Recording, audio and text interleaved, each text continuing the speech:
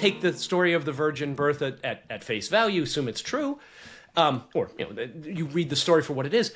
She experienced motherhood without male sexual dominance, which is something that's very revolutionary in that culture. I mean, even today, frankly, but there especially, where women were property. I mean, the Bible, the Old Testament is very clear that women are property in many different ways. And so what if rather than seeing her virginity as, abstention or denying female sexuality, we looked at it as Mary owning her body completely. Almost the ultimate autonomy in a world where women rarely controlled their reproductive lives. Yes. What do you think? How does that land? I mean, like, fucking mic drop is how it lands. I love that. And I'm so glad that you brought that up, because one thing that this relationship to men and how men define womanhood is a theme that I kept coming back to.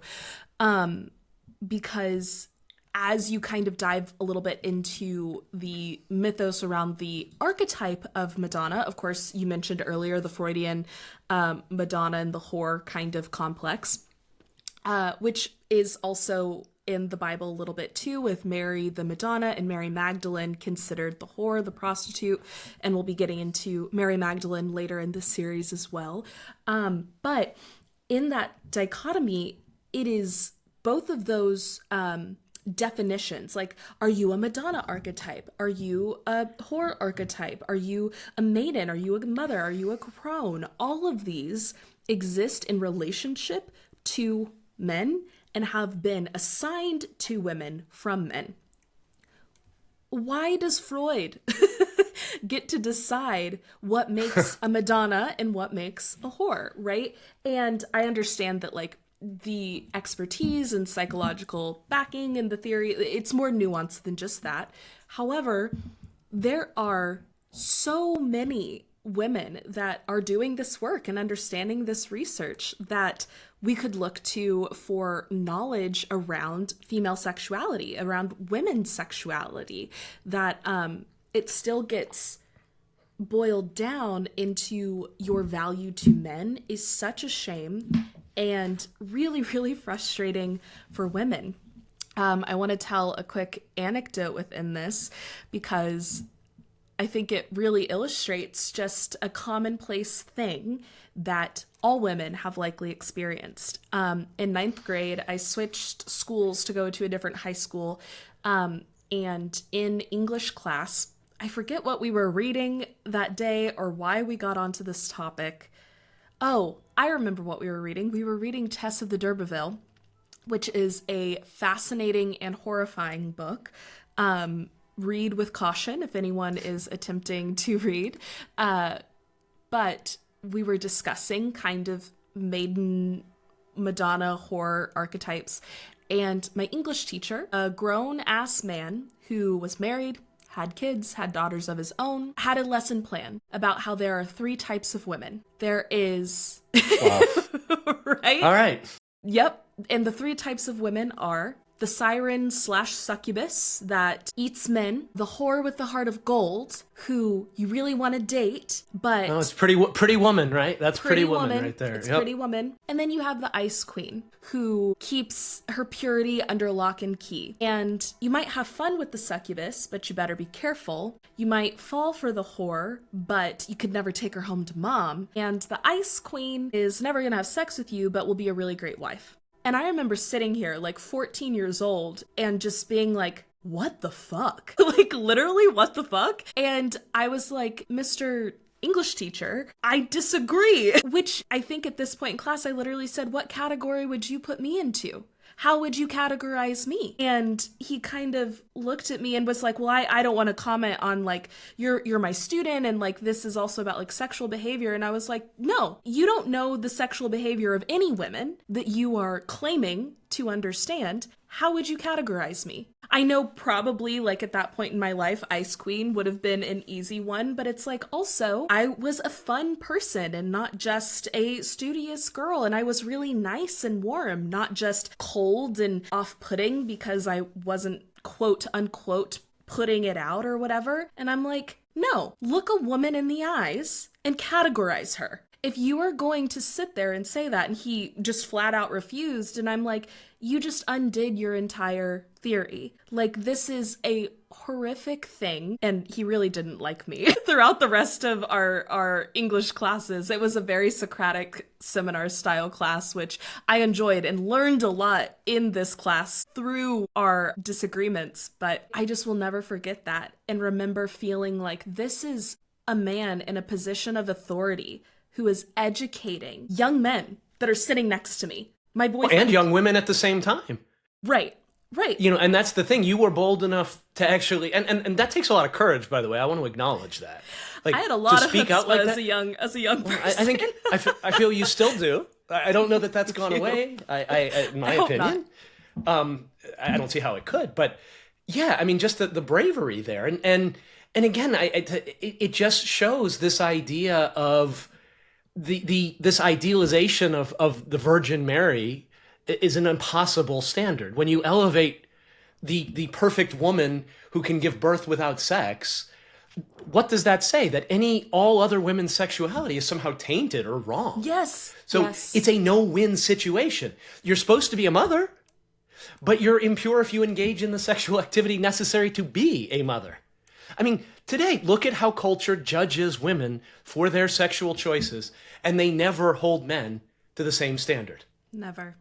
And how much shame, how many centuries of shame around female sexuality are there because of this, just for centuries? And you know, I don't remember where I heard this and talking about how when a woman's eggs, right, are I think formed when they're a fetus and the eggs are created, they're sort of they're baked, right? They're done. Those eggs are going to be with you for the rest of your life. You're born but if with you your think number about it, of eggs, you're born with your number of eggs, and which means you have them in your mother's womb, right? Which essentially means that there's 2 generations of because that egg was in your mother's womb. So essentially, the egg that would create your daughter was in your grandmother's womb, essentially. So you have this extra layer of generational trauma if you think about it from that. Whereas a man is you know, the Y chromosome comes from the male. Now, again, men are affected by their mothers, of course. So that same, you know, that's how this generational trauma sort of bakes itself in, and you know, it's again, how do you change that? Well, you notice it. Yes. You notice it. I mean, everything starts with being aware and saying, and then making the decision that, you know what, I don't hold to this anymore. I'm not going to classify. And it does require a change in your thinking. It requires a change in my thinking as a man as well. And every conversation I have, everything I learn shifts how I view things just a little bit more and makes me more open to understand, you know, to come to a place of I don't know, just I'm almost speechless for it, but just of understanding and compassion and also righteous anger. Like, there's a part of me that gets just furious at things that I see, and when you bring them out to this light, it's crazy. And just even hearing your story about that English teacher, I mean, just shakes me up inside that somebody could say that and believe it. That's the worst part. Like, there's a belief there, right? And no one, there's so few people willing to challenge that belief, but we're here to challenge it. Yeah. And, you know, there's others like us who are here to challenge it, and I'm 100%. proud to challenge it. Yes. Because strong women are what build our society. Strong women are what are so needed.